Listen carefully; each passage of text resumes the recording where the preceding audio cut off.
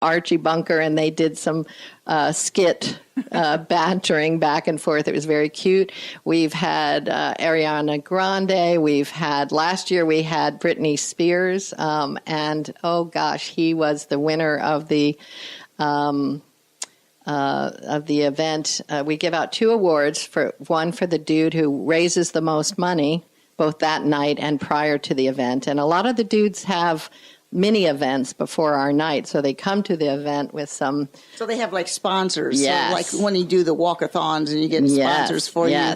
That sounds like fun. And how much are the tickets for that? Tickets are $75 each. Sponsorship information and ticket purchase can be found on our website, womenscenter.net, or call 242-3110, extension 2303. That'll get you Jen Gould, who is our development person, and funds and awareness is raised to eliminate domestic violence and its effects in Brevard County.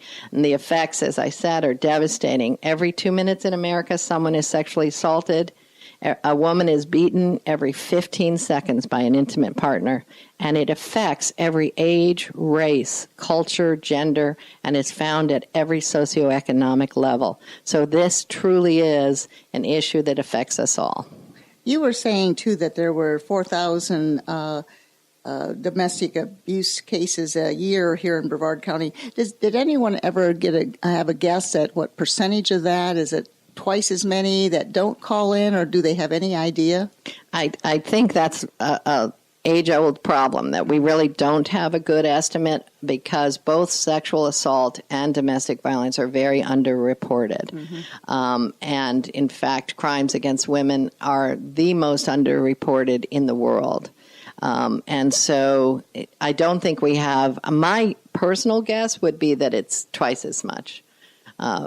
As many that report, there is as many who do not report. That would be my guess. Well, there are so many other events coming up. What about the other event that you have? What is it called? Boots Bandits? Boots and Bandits. This is an event in our Titusville location, September 30th from 6 p.m. to 10 p.m. There's going to be it's held at Schuler's Auction House, which is right next to our facility. So they're at 422 Julia Street. Tickets are $25. Sponsorship is still available. It'll be a fun night with Western attire, barbecue, live country music, line dancing, square dancing, campfire s'mores, and much more. Again, to raise funds. A lot of money on that. You have other people also donate funds, and that's just a part of your sources. Your income sources is the couple of the events that come up. But you have other ways that people can participate. Yes, we love volunteers at the Women's Center, and we ask them, the community, to support the Women's Center with their time, their treasure, or their talent. We certainly love our in-person volunteers who do the sweat equity or answer the phones, and we train you in whatever program you're in, but also treasure. Businesses have adopted the Women's Center and collected funds or collected diapers or done a food drive or various things to help us. People will donate meals. We've had restaurants that have donated meals for Thanksgiving or Christmas for our transitional housing clients. So we say your time, your talent, or your treasure. We love personal donations from the smallest to the largest. As you know, donations across the board are down in the last many years, probably since 2008. We don't get as many individual donations. Also, the government funding and other sources of funding are much down. So we struggle. And we're proud to say we've never had to reduce the services. We have had to let go staff in order not to reduce services. So many of us staff wear many hats.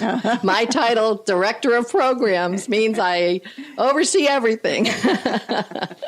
Well, that's a situation I can relate to. Many hats. Similarly, many hats, John. Yeah. Yes. One of the questions I have is, as far as who does it serve? I mean, you had mentioned women, and you'd mentioned the poverty level. Is it broader than that, or is yes. there a definition? No. Depending on our program, we serve about 10% of our clients are men. Mm-hmm. Certain of our programs are for women and children only, like our transitional safe housing is only for women and children. We have 13 apartments, as I said, 12 are two-bedroom apartments. One is an efficiency for a single woman. But by grant, it requires it to be women and with children for all the other ones. But our victim services program, because men are victims as well, and elderly are victims, and children are victims. So we serve all ages. About 10% of our clients in the counseling program, 10 to 15% are men in the counseling program, probably 10 or 12% in the victim services program. As it pertains to real estate, and again, just because that's part of what we do, although it's great that we're putting this information out there, and that is what this show tries to do, is put out information not strictly on real estate, but on all things that affect those of us living in Brevard and really everywhere. But as it pertains to real estate, do you find, I guess the victims can be sometimes married, sometimes just living together couples, sometimes owning a house, sometimes not? Is there a real estate aspect to this where somebody is now homeless because of a separation or something to that effect? In America, about 50% of domestic violence, of homeless people are fleeing domestic violence. Wow. So we see that connection very strongly. In terms of the clients that come to us, it runs the whole gamut. We have, because it affects every socioeconomic level, we have people that are fleeing their own home that they have a mortgage on because their partner, whether married or unmarried, is assaulting them. Or we have people who are in apartments. We have people that are couch surfing and have not had their own place to live for a while.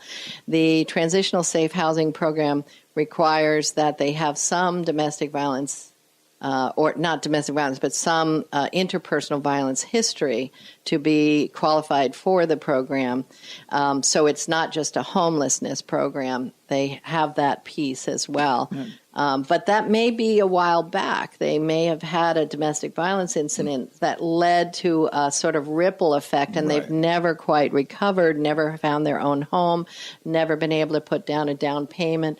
We have partnered with programs that help people get into their first-time homes after they graduate. What's great about the transitional safe housing is that someone can come from a shelter or from a couch, or we've had people from their cars, living in their cars with children.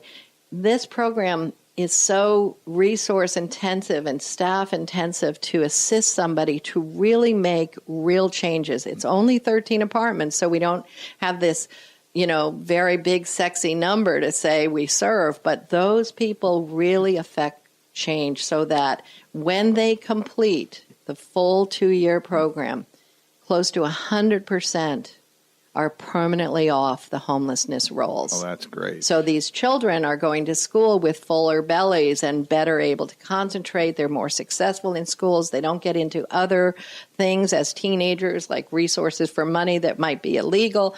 These are whole lives, whole families who affect change so that they're more stable.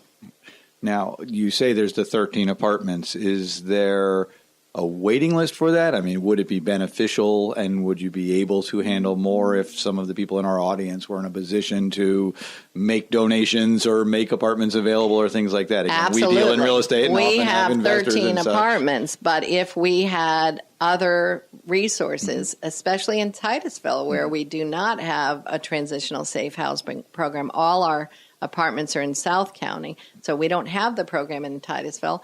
But even here, there are several things. One, to have other homes, apartments, not just a room in a house, but to have an apartment, because these are women with families who want to create a whole life for themselves. So not just a room in a house, but if somebody has an apartment to donate or a house to donate, or even to lean to us for a year. We actually have a safe house that we use for emergencies when our shelters are full. Sometimes in Brevard County, all 3 shelters are full and you have a family in imminent danger. We had, I won't say where, but one of the towns gave us a house, and we pay $1 a year for that house. And we had a Girl Scout actually who cleaned it up, painted it, collected kitchen items.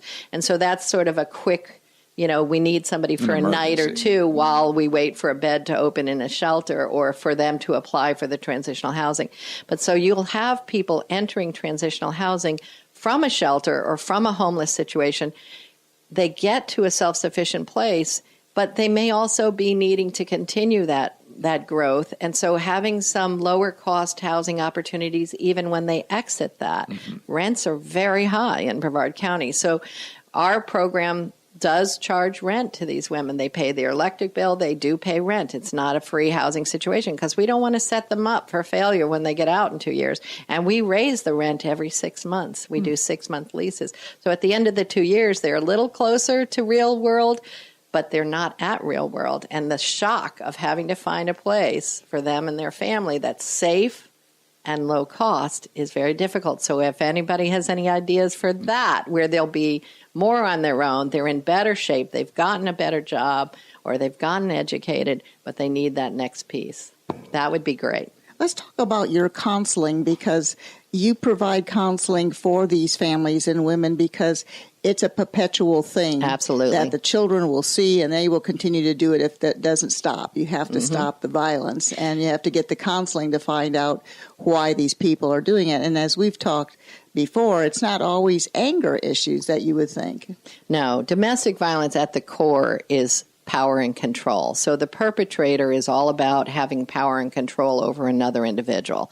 They sometimes resort to extreme physical violence, and those are the ones you hear about on the news. But sometimes it's more subtle control and more subtle physical behaviors. Yeah. And oftentimes the physical nature of domestic violence happens early on in the relationship, and then after that they don't have to because they know they got her.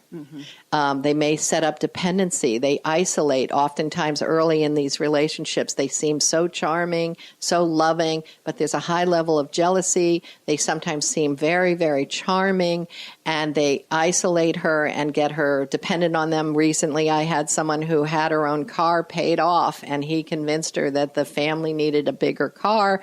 He got a van, put it only in his name. When the violence started, and there had not been violence for a year of dating, and then it started when they were living together, she had to flee without a car now. So there's often this dependency set up for them that they then have to overcome, which is where the transitional housing helps. So the woman as well as her children can come in for counseling. Oh, absolutely. Right. Women and children in the transitional housing program get free counseling, and any woman or man who is a victim of any kind of interpersonal violence or really any kind of crime. We've had bank tellers who were robbed. We've had people who have been burglared who were traumatized and needed some counseling. That's free of charge. Other counseling is on a sliding scale basis, so we make it very affordable. Give out your contact information again, Dr. Susan Kiley, and she's with the Women's Center in Melbourne, and they also have a location in Titusville. And jot down these numbers. Please. The Women's Center hotline for domestic violence is 607-6809. The sexual assault helpline, 24/7, both of these numbers are 321-784-HELP or 4357. The Women's Center office number, we're open Monday through Friday, is 242-3110 in Melbourne and 607-6811 in Titusville. The website, again, is www.womenscenter.net. Please join us in helping this cause. And the point is, if you're in at the middle of the night, if you don't have those numbers, can they just call 911 and leave, and someone will, and the 911 people can help them as well? That's correct. That's correct. Great information. We really appreciate you joining us. Thank you, Jonathan, also for your input. Always a pleasure, and as we said before the show, it goes so fast. I hope that your resources, both of you, jump out of their seat and give us a call. Yes, so thank you for that. Don't forget to check out the Boots and Bandits and also Dudes Look Like a Lady on their website. Buy those tickets. That's a good way to get involved with the Women's Center. Thank you very much again, Susan Kiley. And as always, you can go to our website at yourhometownsolutions.com to get more information. And please tune in again next Monday at 1 o'clock for another show.